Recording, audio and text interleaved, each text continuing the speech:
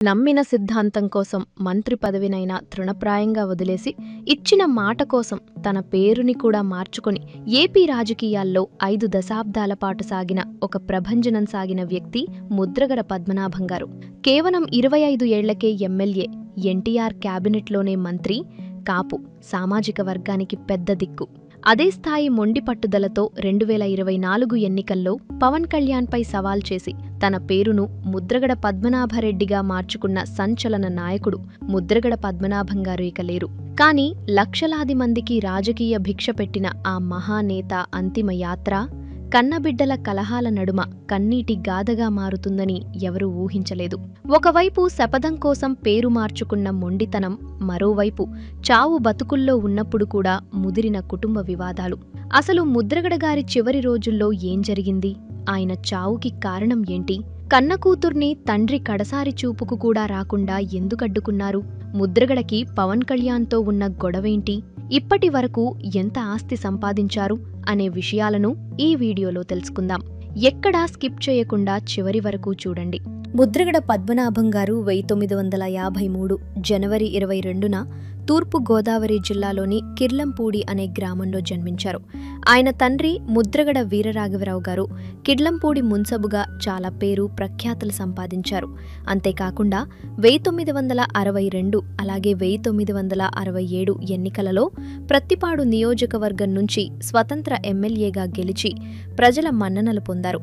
తండ్రి నుంచి వచ్చిన ఆ రాజకీయ వారసత్వాన్ని, ప్రజాసేవ పట్ల ఉన్న అంకితభావాన్ని పునికి పుచ్చుకున్న పద్మనాభం గారు చాలా చిన్న వయసులోనే రాజకీయాల్లోకి అడుగుపెట్టారు.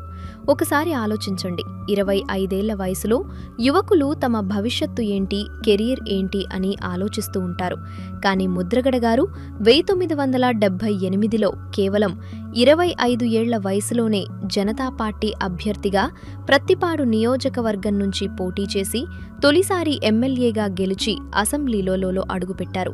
ఆ తర్వాత 1982లో ఉమ్మడి ఆంధ్రప్రదేశ్ రాష్ట్రంలో స్వర్గీయ నందమూరి తారక రామారావు గారు తెలుగుదేశం పార్టీని స్థాపించినప్పుడు ఆ ప్రభంజనంలో ముద్రగడ గారు కూడా భాగమయ్యారు. ఆయన ఎన్టీఆర్ పిలుపు మేరకు తెలుగుదేశం పార్టీలో చేరి 1983 మరియు 1985 ఎన్నికల్లో వరుసగా భారీ మెజారిటీలతో అదే ప్రత్తిపాడు నియోజకవర్గం నుంచి గెలుపొందారు. ఆ వయసులోనే ఎన్టీఆర్ క్యాబినెట్లో మంత్రిగా బాధ్యతలు చేపట్టి తనకంటూ ఒక ప్రత్యేకమైన గుర్తింపును తెచ్చుకున్నారు. కానీ ముద్రగడ పద్మనాభం గారి జీవితం ఒక సాదాసీదా రాజకీయ నాయకుడిలా ఎప్పుడూ సాగిపోలేదు. ఆయన ఎప్పుడూ తన నమ్మకాలకు, సిద్ధాంతాలకు కట్టుబడి ఉండేవారు. ఒకవేళ మీరు ఏదైనా సంస్థలో లేదా పార్టీలో ఉన్నప్పుడు అక్కడ జరిగే పరిణామాలు మీ మనస్సాక్షికి విరుద్ధంగా ఉంటే ఏం చేస్తారు? బహుశా మౌనంగా సర్దుకుపోతామేమో. కానీ ముద్రగడ అలా చేయలేదు. 1988లో కాపు సామాజిక వర్గ కీలక నేత వంగవీటి మోహనరంగగారి హత్య జరిగిన తర్వాత ఆంధ్రప్రదేశ్ రాజకీయాల్లో ఒక పెను తుఫాను వచ్చింది. ఆ సమయంలో ఎన్టీఆర్ ప్రభుత్వ విధానాలతో ఆయన తీవ్రంగా విభేదించారు. తన వర్గానికి అన్యాయం జరుగుతోందని భావించిన ఆయన ఏమాత్రం ఆలోచించకుండా తన మంత్రి పదవికి రాజీనామా చేసి బయటికి వచ్చేశారు. పదవి కంటే ప్రజలే ముఖ్యమని నమ్మిన నాయకుడాయన. ఆ తర్వాత ప్రజారక్షణ సమితి అనే పార్టీని స్థాపించి ఆపై కెఈ కృష్ణమూర్తి, కొండూరు జానారెడ్డి లాంటి నాయకులతో కలిసి తెలుగునాడు పార్టీని ఏర్పాటు చేసి రాజకీయాల్లో సంచలనం సృష్టించారు. అనంతరం 1989లో నాటి ప్రధాని రాజీవ్ గాంధీ సమక్షంలో కాంగ్రెస్ పార్టీలో చేరారు. ప్రత్తిపాడులో ఒక భారీ బహిరంగ సభను ఏర్పాటు చేసి రాజీవ్ గాంధీకి స్వాగతం పలకడం అప్పట్లో ఒక పెద్ద రాజకీయ సంచలనం. 1989లో కాంగ్రెస్ నుంచి గెలిచి మర్రి చెన్నారెడ్డి ప్రభుత్వంలో మళ్లీ మంత్రిగా సేవలందించారు. అయితే 1994, 1995 కాలంలో జరిగిన అసెంబ్లీ ఎన్నికల్లో ఆయన ప్రత్తిపాడు నుంచి ఓటమి పాలయ్యారు. ఆ ఓటమి ఆయనను ఎంతగానో బాధించింది. ప్రజలు తనను తిరస్కరించారన్న నిర్వేదంతో ఇకపై ప్రత్తిపాడు నియోజకవర్గం నుంచి పోటీ చేయనని ఆయన ఒక కఠినమైన శపథం చేశారు. అన్న మాట మీద నిలబడడం ఆయన నైజం. ఆ తర్వాత 1999లో మళ్లీ తెలుగుదేశం పార్టీలో చేరి కాకినాడ లోక్సభ స్థానం నుంచి పార్లమెంటుకు పోటీ చేసి ఎంపీగా విజయం సాధించారు. 2004 వరకు ఆయన ఎంపీగా కొనసాగారు. తన రాజకీయ ప్రస్థానంలో మొత్తం 4 సార్లు శాసనసభ్యుడిగా, ఒకసారి ఎంపీగా ఆయన పనిచేశారు. మంత్రిగా బాధ్యతలు నిర్వహించిన సాధారణ నాయకుడిగానే ఉన్న ఆయన శ్వాస ధ్యాస అంతా ప్రజల సంక్షేమమే అని ఆయనను దగ్గరగా చూసిన వారు చెబుతారు. ఇక ముద్రగడ పద్మనాభం గారి జీవితంలో అత్యంత కీలకమైన సుదీర్ఘమైన అధ్యాయం కాపు ఉద్యమము. ఆయన కేవలం ఒక రాజకీయ నాయకుడు మాత్రమే కాదు, ఒక శక్తివంతమైన సామాజిక ఉద్యమకారుడు. కాపు సామాజిక వర్గాన్ని బీసీ జాబితాలో చేర్చాలనే ప్రధాన డిమాండ్తో ఆయన 1993లోనే తన పోరాటాన్ని, దీక్షలను ప్రారంభించారు. దశాబ్దాల పాటు ఈ పోరాటం సాగింది. ముఖ్యంగా 2016 జనవరి 31న తూర్పుగోదావరి జిల్లా తునిలో ఆయన పిలుపునిచ్చిన కాపు ఐక్య గర్జన ఒక చారిత్రాత్మక ఘట్టం. ఆ సభకు లక్షలాది మంది తరలివచ్చారు. అయితే ఆ సభ ఉద్రిక్తంగా మారి రత్నాచల్ ఎక్స్ప్రెస్ రైలు దహనం వంటి ఘోర సంఘటనలకు దారితీసింది. ఆ తర్వాత నాటి చంద్రబాబు నాయుడు ప్రభుత్వంపై ఒత్తిడి తెస్తూ తన భార్య పద్మావతి గారితో కలిసి కిర్లంపూడిలోని తన స్వగృహంలోనే ఆయన ఆమరణ నిరాహార దీక్షకు దిగారు.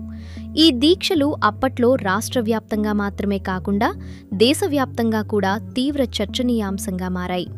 తన ఆరోగ్యం క్షీణిస్తున్నా లెక్క చేయకుండా తన ప్రజల హక్కుల కోసం ఆయన చేసిన ఈ పోరాటం ఆంధ్రప్రదేశ్ రాజకీయ చరిత్రలో ఎప్పటికీ మర్చిపోలేని అధ్యాయం.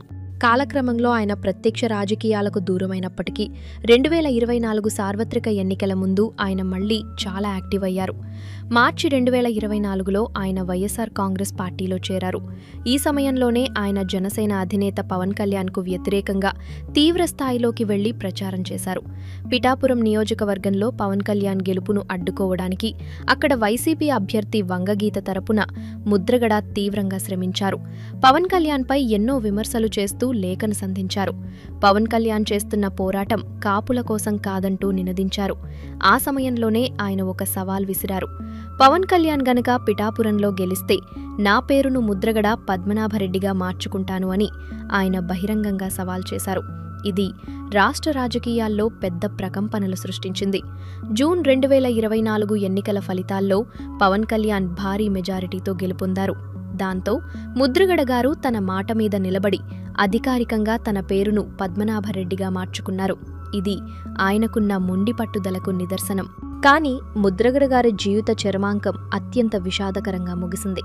ఒకవైపు ఆయన అనారోగ్యంతో పోరాడుతుంటే, మరోవైపు ఆయన కన్న బిడ్డల మధ్య జరిగిన కుటుంబ వివాదాలు ఆయనను తీవ్ర మానసిక క్షోభకు గురిచేశాయి. ఆయన కుమార్తె బర్లపూడి క్రాంతి తండ్రి రాజకీయ విధానాలను పూర్తిగా వ్యతిరేకించారు. అక్టోబర్ 2024లో క్రాంతి తన భర్త రవికిరణ్తో కలిసి పవన్ కళ్యాణ్ సమక్షంలో జనసేన పార్టీలో చేరడం ఒక సంచలనంగా మారింది. జూన్ 2026లో ముద్రగడ గారు ఆసుపత్రిలో వెంటిలేటర్పై ఉన్నప్పుడు ఈ వివాదాలు మరింత ముదిరాయి. తండ్రికి క్యాన్సర్ ఉందని తన సోదరుడు గిరి తండ్రిని నిర్బంధించి సరైన వైద్యం అందించడం లేదని క్రాంతి తీవ్ర ఆరోపణలు చేశారు. దీనిపై స్వయంగా ముద్రగడ గారు ఆసుపత్రి నుంచే ఒక వీడియో విడుదల చేస్తూ తనకు ఎలాంటి క్యాన్సర్ లేదని, వయోభార సమస్యలు మాత్రమే ఉన్నాయని, తన కొడుకుపై క్రాంతి కావాలనే కుట్ర చేస్తోందని ఖండించారు. పార్టీ కోసం పేరు మార్చుకున్న తన తండ్రి చావు బతుకుల్లో ఉంటే వైఎస్ జగన్ కనీసం పరామర్శించలేదని క్రాంతి సోషల్ మీడియా వేదికగా నిలదీశారు. అలా గత కొన్ని రోజులుగా శ్వాస సంబంధిత ఇబ్బందితో హైదరాబాద్లోని హాస్పిటల్లో ట్రీట్మెంట్ తీసుకుంటూ ఈ జూలై 14 సాయంత్రం 6 గంటలకు కన్నుమూశారు. అయితే ముద్రగడ గారి భౌతిక కాయం కిర్లంపూడికి చేరిన తర్వాత జరిగిన పరిణామాలు అత్యంత హృదయ విదారకంగా మారాయి. తండ్రి కడసారి చూపు కోసం క్రాంతి కిర్లంపూడికి రాగా ముద్రగడ కుటుంబ సభ్యులు మరియు అనుచరులు ఆమెను అడ్డుకున్నారు. కిర్లంపూడికి ఆమెను రానివ్వొద్దని వారు పోలీసులను కోరడంతో పోలీసులు ఆమెను ప్రత్తిపాడులోనే సివిల్ డ్రెస్లో ఆపేశారు. ఆ తర్వాత అతి కష్టం మీద కార్యకర్తలను, వాహనాలను తగ్గించుకొని పోలీసుల బందోబస్తు మధ్య క్రాంతి కిర్లంపూడికి చేరుకున్నారు. అక్కడ భారీ ఎత్తున అభిమానులు చేరుకోవడంతో తీవ్రమైన తోపులాట జరిగింది. తండ్రి మృతదేహం సాక్షిగా అక్కడున్న కుటుంబ సభ్యులు క్రాంతిపై విరుచుకుపడ్డారు. ఆమెను నిందిస్తూ తండ్రి దేహం దగ్గరికి రానివ్వకుండా అడ్డుకున్నారు. కనీసం ప్రశాంతంగా 2 నిమిషాలు తండ్రి భౌతిక కాయాన్ని చూసి నివాళులు అర్పించుకునే అవకాశం కూడా ఆమెకు దక్కలేదు. అభిమానులు, బంధువుల మధ్య ఆ భీకర వాతావరణంలో తండ్రిని చూస్తూ, క్రాంతి గట్టిగా అరుస్తూ ఏడుస్తున్న దృశ్యాలు చూసిన ప్రతి ఒక్కరి కంట కన్నీరు తెప్పించాయి. ఒక మహానాయకుడు, ఎంతోమందికి రాజకీయ మార్గం చూపిన ఒక గురువు అంతిమ ఘడియల్లో ఆయన కుటుంబ సభ్యుల మధ్య ఇలాంటి కలహాలు జరగడం నిజంగా చాలా బాధాకరం. ముద్రగడ మరణవార్త వినగానే ఆయన స్వగ్రామం కిర్లంపూడితో పాటు ఉమ్మడి గోదావరి జిల్లాలో విషాద ఛాయలలుముకున్నాయి. ఆయన అభిమానులు మా నాయకుడిక లేరా అంటూ కన్నీరు మున్నీరవుతున్నారు. ఇక పవన్ కళ్యాణ్ గారు కూడా తనకు ముద్రగడతో రాజకీయంగా ఎంత వైరం ఉన్నప్పటికీ ఆయన చనిపోయిన వెంటనే స్పందించిన తీరు ప్రతి ఒక్కరినీ కదిలించింది. పవన్ కళ్యాణ్ గారు ముంబై ఆసుపత్రిలో తన భుజానికి జరిగిన సర్జరీ వల్ల చికిత్స పొందుతున్నప్పటికీ ముద్రగడ గారి మరణవార్త విన్న వెంటనే ప్రగాఢ సానుభూతి తెలియజేశారు.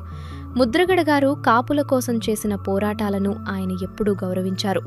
ముద్రగడ లేని లోటు ఎవరూ తీర్చలేనిదని పవన్ కళ్యాణ్ కొనియాడడం ఇద్దరి మధ్య ఉన్న రాజకీయ హుందాతనానికి ప్రతీక. ఆయన మాత్రమే కాదు, ఆంధ్రప్రదేశ్ ముఖ్యమంత్రి చంద్రబాబు నాయుడు గారు, తెలంగాణ ముఖ్యమంత్రి రేవంత్ రెడ్డి, వైఎస్ జగన్, హరీష్ రెడ్డి, మోహన్ బాబు వంటి వారందరూ ముద్రగడ మృతికి సంతాపం తెలిపారు.